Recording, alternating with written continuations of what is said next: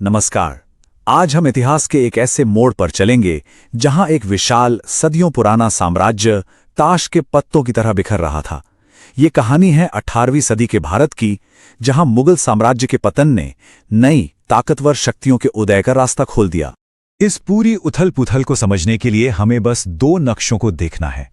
ये सिर्फ जमीन के टुकड़े नहीं हैं, ये उस दौर की बदलती हुई ताकत का जीता जागता सबूत हैं और दिखाते हैं कि सत्ता का पलड़ा कितनी तेजी से पलट गया था। देखिए, ये पहला नक्शा है लगभग 1707 का, जब बादशाह औरंगजेब की मौत हुई। मुगल साम्राज्य का दबदबा लगभग पूरे उपमहाद्वीप पर था। एक अकेली बहुत बड़ी ताकत जिसका असर दूर दूर तक था। सच कहें तो ये उस दौर की सुपर पावर थी। और अब देखिए ये दूसरा नक्शा, सिर्फ 50-60 साल बाद का। वो एक विशाल साम्राज्य अब छोटे छोटे कई राज्यों और यूरोपीय ताकतों के बीच बंट चुका है। तो सवाल ये उठता है कि आखिर ऐसा हुआ क्या? महज आधी सदी में इतना बड़ा बदलाव कैसे आ गया? इस सवाल का जवाब हमें साम्राज्य की नींव में पड़ी दरारों में मिलता है। चलिए उस अंदरूनी संकट को समझते हैं जिसने इतने मजबूत मुगल साम्राज्य को भीतर से बिल्कुल खोखला कर दिया था। देखिए, यह पतन किसी एक वजह से नहीं हुआ, ये दशकों से जमा हो रही समस्याओं का नतीजा था। औरंगजेब की दक्कन की लड़ाइयों ने खजाना खाली कर दिया था।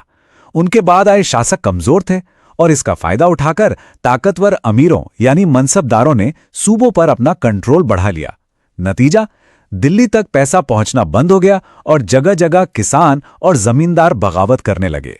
उस समय के एक लेखक ने क्या खूब लिखा था, किसान सोने जैसी फसल काटता है लेकिन उसका मालिक एक तिनका भी नहीं देख पाता।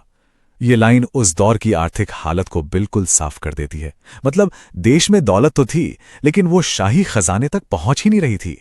साम्राज्य बस नाम का अमीर रह गया था। और जब घर अंदर से कमजोर हो तो बाहरी दुश्मन तो हमला करेंगे ही। नादिर शाह और अहमद शाह अब्दाली जैसे हमलावरों ने दिल्ली पर ऐसे जख्म दिए जिसने साम्राज्य के ताबूत में आखिरी कील ठोकने का काम किया। आप अंदाजा लगाइए, अकेले नादिर शाह ने दिल्ली से करीब 50 करोड़ रुपए की दौलत लूटी थी। इसमें सोना, चांदी, हीरे जवाहरात सब शामिल थे। इस लूट ने दिल्ली को सिर्फ गरीब नहीं बनाया बल्कि मुगल बादशाह की इज्जत को भी मिट्टी में मिला दिया। वो अब बस एक नाम के शासक रह गए थे। लेकिन कहते हैं ना, जब एक बड़ी ताकत गिरती है तो उसकी जगह खाली नहीं रहती।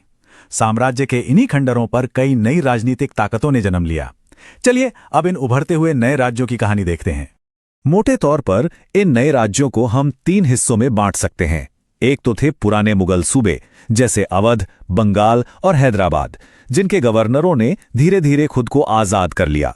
दूसरे थे राजपूतों के वतन जागीर, और फिर तीसरे थे वो राज्य जो पूरी तरह से स्वतंत्र थे, जैसे मराठा, सिख और जाट, जिन्होंने मुगल सत्ता को सीधी चुनौती दी थी। अब इन नए शासकों के लिए टिके रहना जरूरी था और इसके लिए पुराने मुगल तरीके काम नहीं आने वाले थे। उन्हें कुछ नया सोचना था, खासकर लड़ाई लड़ने के तरीकों में और पैसा जुटाने के तरीकों में।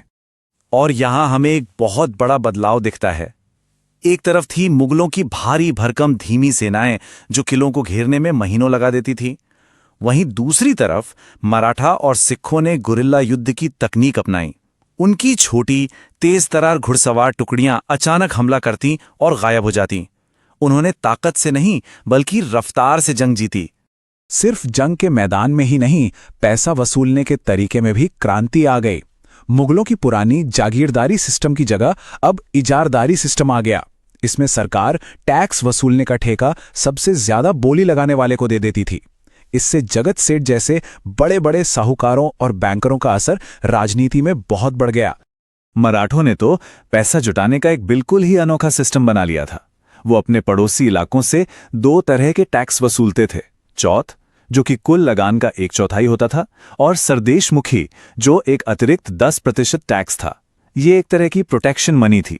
हमें टैक्स दो और हम तुम पर हमला नहीं करेंगे। और ये जो नई ताकतें थीं, ये अपनी शक्ति का प्रदर्शन सिर्फ लड़ाइयों में नहीं कर रही थीं, वो इसे अपनी इमारतों, अपने किलों और महलों में भी दिखा रही थीं। उस दौर की वास्तुकला असल में राजनीति का एक बयान थी। जैसे राजपूतों ने पहाड़ों की चोटियों पर बड़े बड़े अभेद्य किले बनाए जो उनकी आजादी का प्रतीक थे, या जाट शासकों ने डीग में शानदार बाग महल बनवाए जिसमें मुगल शैली की नकल की गई थी। ये इमारतें सिर्फ इमारतें नहीं थीं, ये उनकी बढ़ती हुई ताकत और आजादी का ऐलान थी। अब जरा दो सबसे बड़े खिलाड़ियों हैदराबाद और मराठों की तुलना करते हैं। दोनों ही बहुत ताकतवर थे, लेकिन सत्ता तक पहुंचने के उनके रास्ते बिल्कुल अलग थे। यहां हमें दो अलग मॉडल दिखाई देते हैं। एक तरफ था हैदराबाद, जहां आसफ जाह ने एक मजबूत और स्थिर प्रशासन बनाने पर जोर दिया। उनका लक्ष्य था अपने इलाके में शांति बनाए रखना। वहीं दूसरी तरफ थे मराठे, जिनकी रणनीति थी लगातार हमले करना, नए इलाके जीतना और टैक्स वसूल कर अपनी ताकत को बढ़ाते रहना। एक स्थिरता चाहता था तो दूसरा विस्तार। तो हमने देखा कि ये सैन्य, वित्तीय और राजनीतिक बदलाव सिर्फ छोटे मोटे बदलाव नहीं थे। इन सब ने मिलकर भारत के राजनीतिक नक्शे को हमेशा के लिए बदल कर रख दिया। तो पूरी कहानी क्या है?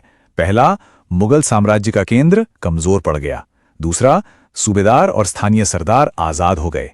तीसरा, इन नए राज्यों ने टिके रहने के लिए लड़ाई और प्रशासन के नए तरीके अपनाए।